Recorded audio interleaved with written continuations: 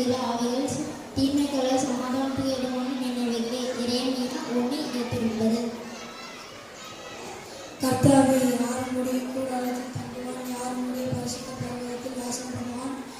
நீதி உத்தமனாய் இருந்து நீதியை நடப்பித்து தன் மனதார சத்தியத்தை பேசுகிறவன் தானே. அவன் தன் ஆவினால் புறம் கூறாமலும் தன் அயலான்மையில் சொல்லுவதும் நிந்தையான பேச்சை எடுக்காமலும் இருப்பான்.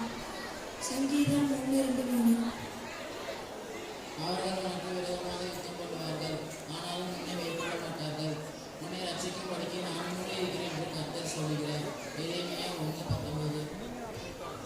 உன் சுயபுத்தியின் மேல் சாயாமல் உன் தேவனாய்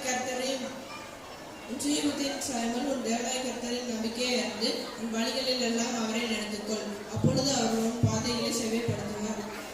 நீதிமொழிகள் 3:5-6.